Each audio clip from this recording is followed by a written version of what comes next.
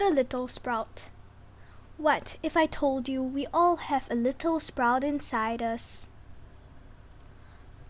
I'll let you in on a secret. The little sprout loves you. It loves you with all its might. It might even sometimes use a little of your might to love you too. Let me tell you a little tale.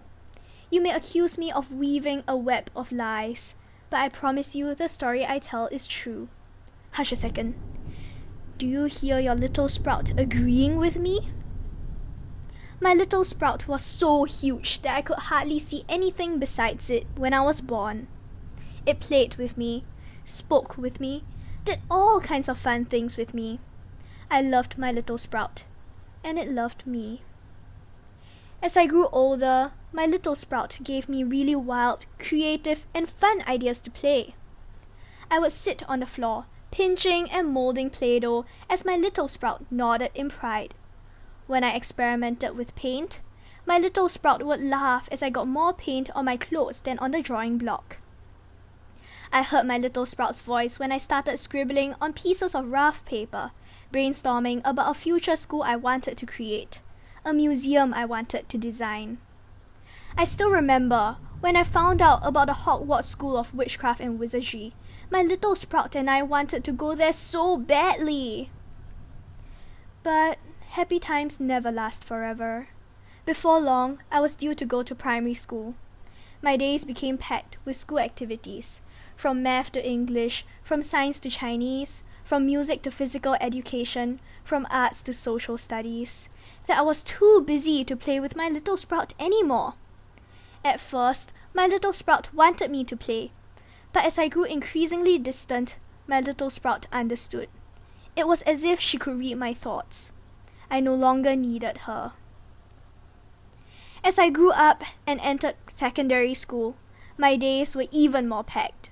This time with CCA, student-initiated projects, a whooping twice the number of subjects than in primary school.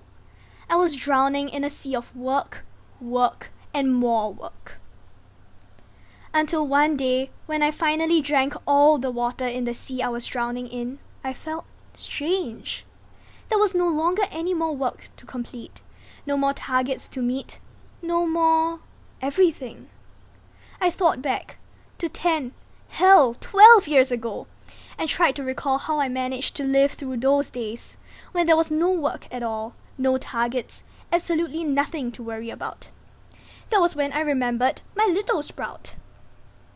For years, I'd completely forgotten my little sprout, who had, in resignation, drawn back into her little corner in a tiny nook in my heart.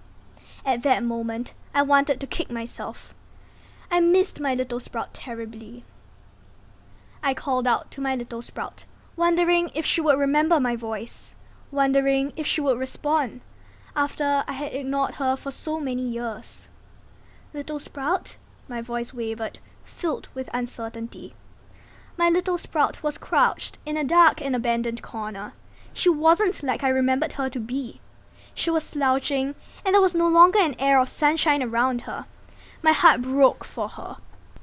My little sprout lifted her head up from her knees and looked at me, a faint smile on her pale lips.